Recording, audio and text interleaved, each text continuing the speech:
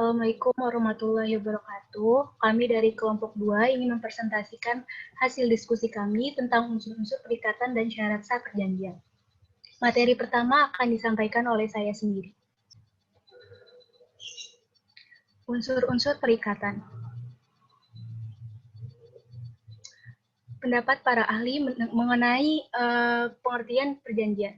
Menurut Subukti, suatu perjanjian merupakan suatu peristiwa di mana seseorang berjanji kepada orang lain atau di mana dua orang saling berjanji untuk melaksanakan sesuatu hal, dan perikatan menurut Subukti adalah suatu perhubungan hukum antara dua orang atau dua pihak berdasarkan mana pihak yang lain berkewajiban untuk memenuhi tuntutan itu.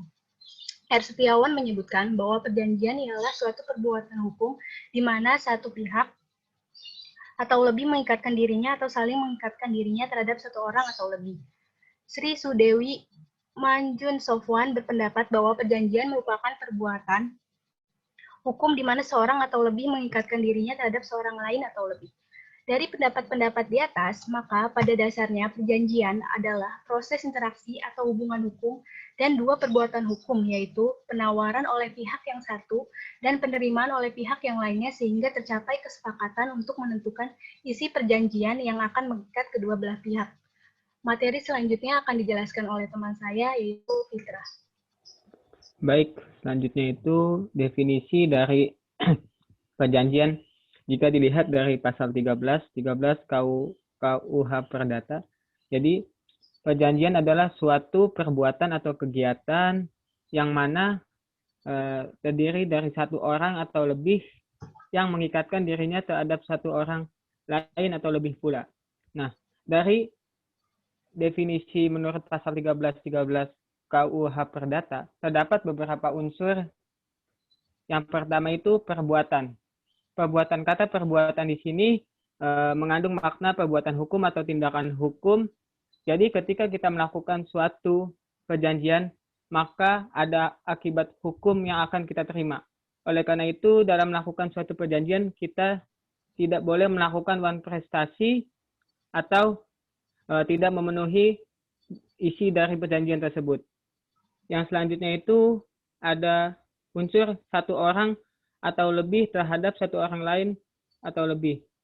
Jadi maksud dari kalimat tersebut memiliki makna bahwa dalam melakukan suatu perjanjian itu minimal harus ada dua pihak atau dua orang yang melakukan suatu perjanjian dengan adanya kesepakatan. Kemudian dalam melakukan suatu perjanjian tidak hanya saja orang, akan tetapi juga badan hukum. Oleh karena itu, dalam melakukan suatu perjanjian ada istilah subjek hukum, dan kemudian subjek hukum itu sendiri harus memenuhi atau cakap hukum agar tidak dilakukan oleh orang-orang yang seperti di bawah pengampuan atau orang di bawah usia minimal atau orang di bawah usia 21 tahun. Selanjutnya, mengenai mengikatkan dirinya. Jadi dalam melakukan suatu perjanjian, mau tidak mau pihak pembuat janji tersebut harus melakukan perjanjian tersebut dengan sepenuhnya. Jadi kita tidak boleh melanggar atau mengingkarinya sebab akan ada konsekuensi yang ditanggung atas isi dari perjanjian tersebut. Baik, selanjutnya akan disampaikan oleh teman saya. Baik, selanjutnya Maryam Darus Badruzaman membedakan perjanjian menurut berbagai cara. Pembedaan tersebut adalah sebagai berikut. Yang pertama, ada yang namanya perjanjian timbal balik, yaitu perjanjian yang menimbulkan kewajiban pokok bagi kedua belah pihak. Misalnya itu seperti perjanjian jual beli. Jadi dalam perjanjian jual beli ini, pihak penjual berkewajiban untuk menyerahkan barang yang dijual dan mendapat pembayaran. Lalu pihak pembeli ini berkewajiban untuk membayar dan memiliki hak untuk menerima barangnya. Yang kedua ada perjanjian cuma-cuma dan perjanjian atas beban. Perjanjian dengan cuma-cuma adalah perjanjian yang memberikan keuntungan bagi salah satu pihak saja. misalnya itu hibah. Dan perjanjian atas beban merupakan perjanjian di mana terhadap prestasi dari pihak yang satu selalu terdapat kontrak prestasi dari pihak lain. Dan di antara kedua prestasi itu ada hubungannya menurut hukum. Yang ketiga, ada perjanjian khusus dan perjanjian umum. Perjanjian khusus adalah perjanjian yang diatur dan diberi nama oleh pembentuk undang-undang, berdasarkan tipe yang paling banyak terjadi sehari-hari. Perjanjian khusus ini terdapat dalam bab 5 sampai dengan bab 18 KUH Perdata.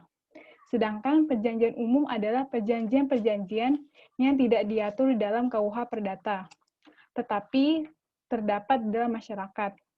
Lahirnya perjanjian ini berdasarkan asas kebebasan mengadakan perjanjian atau partage otonomi yang berlaku di dalam hukum perjanjian. Contoh dari perjanjian umum itu ada perjanjian sewa-beli. Yang keempat, ada perjanjian kebendaan dan perjanjian obligatoir. Perjanjian kebendaan adalah perjanjian dengan mana seseorang menyerahkan haknya atas sesuatu kepada pihak lain. Sementara perjanjian obligatoir adalah perjanjian di mana pihak-pihak mengikatkan dirinya untuk melakukan penyerahan kepada pihak lain, atau bisa disebut pula perjanjian ini yang menimbulkan perikatan.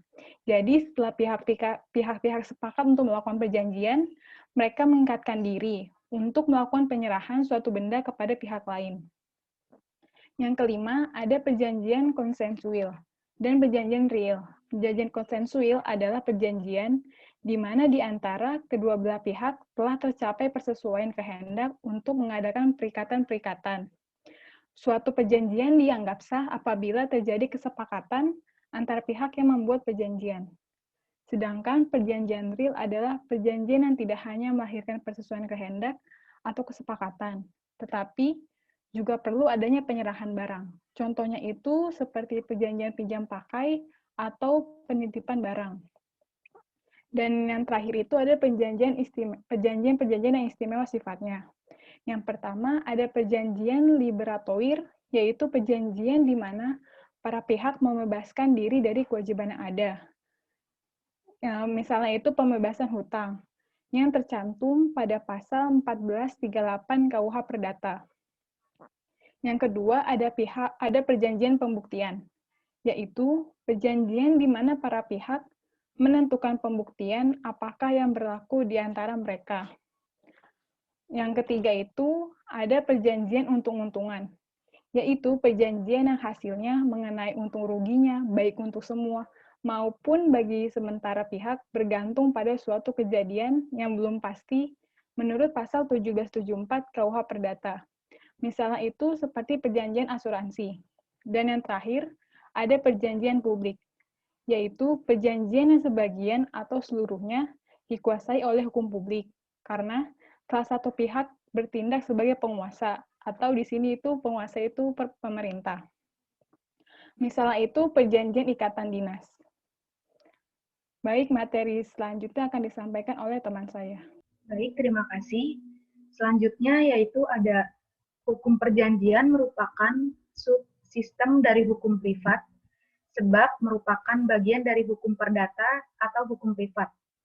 Pada prinsipnya, hukum perjanjian merupakan derivatif atau turunan dari hukum perikatan, walaupun kadang-kadang kajiannya dibedakan antara perikatan dan perjanjian. Tetapi pada prinsipnya antara hukum perjanjian dan hukum perikatan adalah sama. Pada umumnya, perjanjian merupakan hubungan hukum bersegi dua. Artinya, akibat hukumnya dikehendaki oleh kedua belah pihak. Hal ini bermakna bahwa hak dan kewajiban dapat dipaksakan. Sementara, perikatan bersegi satu. Artinya, belum tentu menimbulkan akibat hukum. Sebagai contoh, perikatan alami tidak dapat dituntut di sidang pengadilan. Atau hutang karena judi. Karena pemenuhannya tidak dapat dipaksakan. Pihaknya hanya berjumlah satu dan pernyataannya merupakan pernyataan sepihak serta merupakan perbuatan biasa atau bukan perbuatan hukum. Lalu selanjutnya yang kedua itu ada syarat sah perjanjian yang akan dijelaskan oleh teman saya. Baik, yang selanjutnya yaitu syarat sah perjanjian. Di dalam suatu perjanjian pada umumnya memuat beberapa unsur, yaitu yang pertama, pihak-pihak. Pihak-pihak ini paling sedikit ada 2 orang. Lalu selanjutnya yang kedua, persetujuan antar para pihak. Sebelum membuat suatu perjanjian atau dalam membuat perjanjian, para pihak memiliki kebebasan untuk mengadakan tawar-menawar di antara mereka. Yang ketiga, adanya tujuan yang akan dicapai, baik yang dilakukan sendiri maupun oleh pihak lain, selaku subjek dalam perjanjian tersebut. Yang keempat, ada prestasi yang harus dilaksanakan.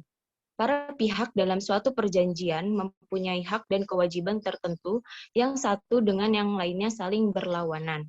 Yang kelima, ada bentuk tertentu. Suatu perjanjian dapat dibuat secara lisan maupun tertulis. Dalam suatu hal, perjanjian yang dibuat secara tertulis dibuat sesuai dengan ketentuan yang ada. Yang keenam, syarat-syarat tertentu sebagaimana yang ditetapkan dalam pasal 1320 KUH Perdata. Selanjutnya, syarat-syarat tertentu yang terdapat dalam pasal 1320 KUH Perdata, yaitu yang pertama, sepakat mereka yang mengikatkan dirinya. Para pihak yang membuat perjanjian telah sepakat atau saling menyetujui kehendak masing-masing yang dilahirkan oleh para pihak tanpa adanya paksaan, kekeliruan, dan penipuan. Kedua, cakap untuk membuat perikatan. Membuat suatu perjanjian adalah melakukan suatu hubungan hukum. Yang dapat melakukan suatu hubungan hukum adalah pendukung hak dan kewajiban, baik orang atau badan hukum yang harus memenuhi syarat-syarat tertentu. Suatu badan, perkumpulan, atau badan usaha dapat berstatus sebagai badan hukum bila telah memenuhi syarat. Syarat ini terbagi menjadi 2, yaitu material dan formal. Yang ketiga, mereka yang ditaruh di bawah pengampuan. Pembentuk undang-undang memandang bahwa yang bersangkutan tidak mampu menyadari tanggung jawabnya dan karena itu tidak cakap bertindak untuk mengadakan perjanjian. Yang selanjutnya akan disampaikan oleh teman saya. Keempat, orang-orang perempuan dalam hal-hal yang ditetapkan oleh undang-undang dan pada umumnya sama orang kepada siapa undang-undang telah melarang membuat perjanjian-perjanjian tertentu. Namun berdasarkan fatwa Mahkamah Agung, melalui surat edaran Mahkamah Agung nomor 3 1963 tanggal 5 September 1963, orang-orang perempuan tidak lagi digolongkan sebagai yang tidak cakap. 5. Suatu hal tertentu. Suatu perjanjian harus mengenai suatu hal tertentu. Artinya apa yang diperjanjikan, hak-hak dan kewajiban kedua belah pihak jika timbul suatu perselisihan. Barang yang dimaksudkan dalam perjanjian paling sedikit harus ditentukan jenisnya, bahwa barang itu sudah ada atau sudah berada di tangannya si berutang pada waktu perjanjian dibuat. Tidak diharuskan oleh undang-undang, juga jumlahnya tidak perlu disebutkan. Asal saja kemudian dapat dihitung atau ditetapkan. Perjanjian harus menentukan jenis objek yang diperjanjikan. Jika tidak, maka perjanjian itu batal dalam hukum. Kesimpulan, perjanjian adalah proses interaksi atau hubungan hukum dan 2 perbuatan hukum, yaitu penawaran oleh pihak yang satu dan penerimaan oleh pihak yang lainnya, sehingga tercapai kesepakatan untuk menentukan isi perjanjian yang akan mengikat kedua belah pihak. Suatu perjanjian adalah suatu perbuatan dengan mana satu orang atau lebih mengikatkan dirinya terhadap satu orang lain atau lebih. Pasal 1313 KUH Perdata. Unsur-unsur perikatan yaitu adanya perbuatan hukum yang terdiri dari satu orang atau lebih terhadap satu orang lain atau lebih dan bersifat mengikat. Syarat dan perjanjian terdiri dari adanya pihak-pihak paling sedikit 2 orang, adanya persetujuan antar pihak, adanya tujuan yang akan dicapai, adanya prestasi yang harus dilaksanakan, ada bentuk tertentu. Suatu perjanjian dapat dibuat secara lisan maupun tertulis dan adanya syarat-syarat tertentu. Terima kasih. Oke, sekian dari kelompok kami. Apabila ada pertanyaan dari teman-teman, silahkan ditulis di kolom komentar. Kurang lebihnya mohon maaf. Wassalamualaikum warahmatullahi wabarakatuh.